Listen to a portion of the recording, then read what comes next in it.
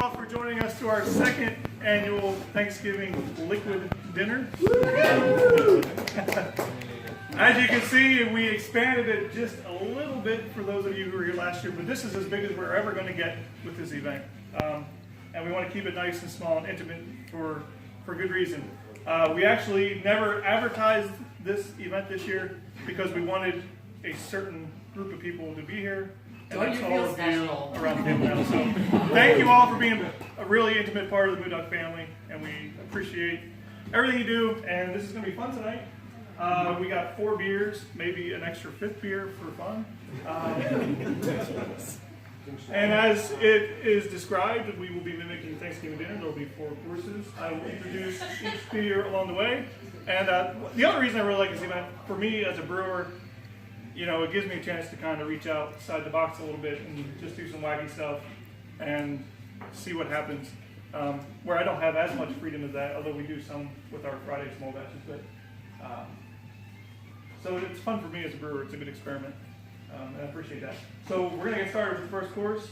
Kristen is asking that you do not drink this course yet. She wants to get the celebratory picture.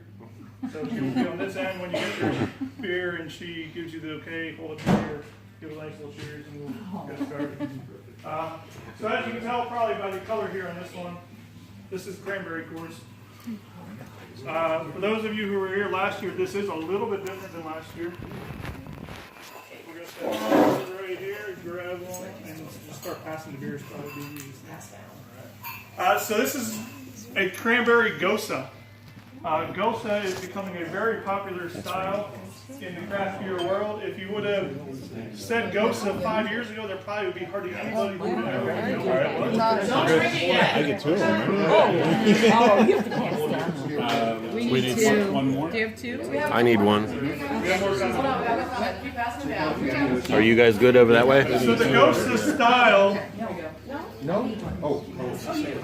is a German sour beer made with sea salt and coriander, usually.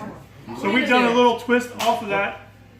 There is sea salt in this, so we do have that. It is sour in 2 forms. So cranberries are naturally sour.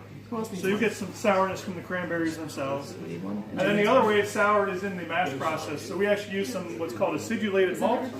Acidulated malt sours the mash a little bit, changes the pH to make it a little tart. Yes, we're good. So it's German Gosa with cranberries, sea salt. Enjoy. But not yet. Who's your Faja? My sponsor. Who's your Faja? Alright, let's see if we can do this. Oh, jeez. Well, make your finger how scared the picture. Here comes the work. It's coming. Brewer's wipe down. Alright, let me see a cheers. Cheers! Of course it's blurry as shit. Hold on. Doing it again. Oh. You weren't even in it. Sorry. Okay, thanks guys.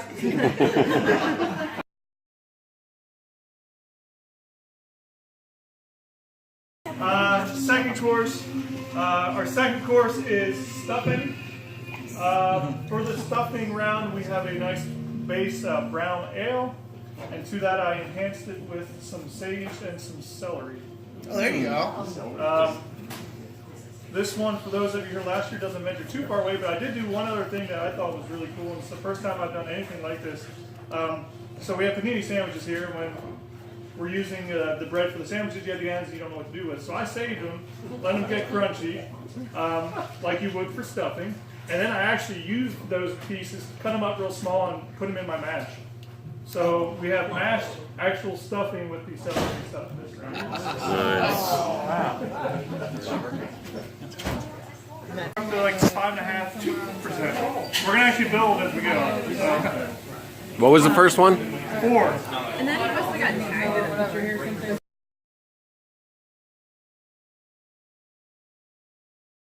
Turkey. Last year when I introduced turkey, I pretty much said, I'm not going to lie, this is a weird beer. We cut back the weirdness a little bit this year. Yeah, all right. So this round is going to be a smoked porter. It didn't stray too far away from what a typical smoked porter is. The way we made it is we put some of our base grain in my smoker and we smoked it and then used that in the mash just like you would otherwise. The only twist in it that makes it even more turkey than just what a smoked porter would be is there was actually turkey in the smoker at the same time as the grain, so there is some turkey essence in the beer. Mariah, you might want to pass on this one.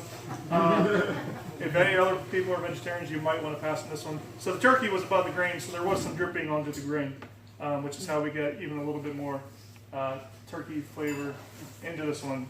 As I said before, we're ramping up a little bit. We're going up to 6.6% on this one.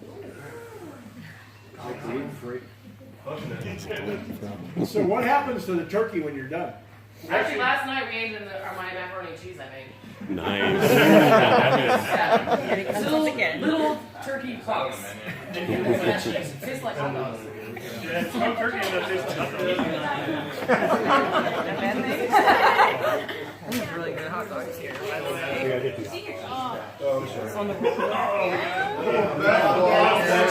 Little backlog. Sorry. Somebody's supposed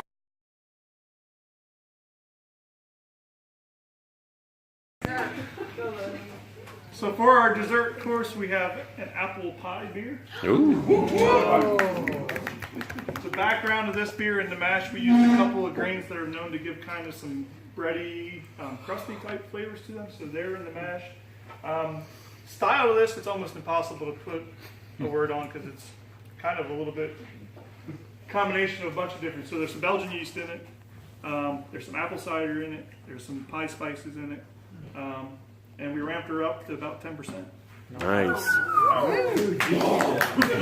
Glad you're driving. Apple cider is from a Sonic Village Farm Market. Literally made. Matt, you know what that is? I mean, the blonde's my wife. The other half. The apple cider was put into the beer after it was done fermenting.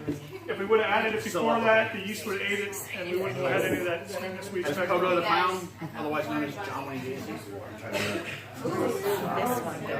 Do you remember was that a July 4th trip that we did?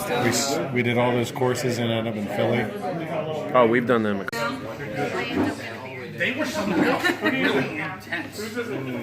I can still. What is it again? What is it? Apple pie. Imperial. Beer month. Caramel, chocolate. I still have homebrew beer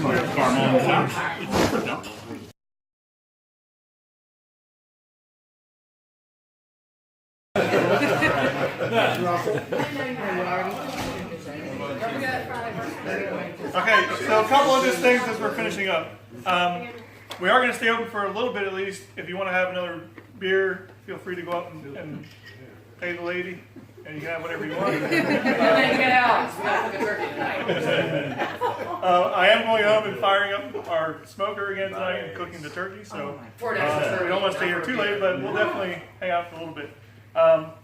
Also, if you enjoyed this event, we do have another event just before Christmas on the 21st, which happens to be the first day of winter. It is a Wednesday night. We are having our first annual Wood Fest.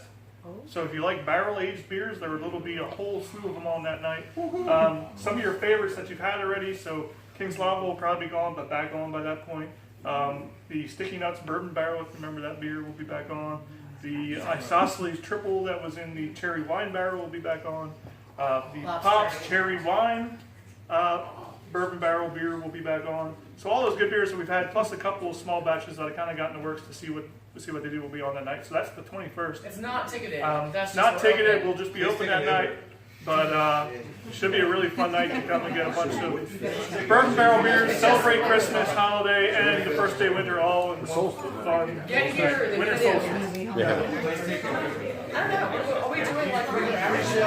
We had to decide hours.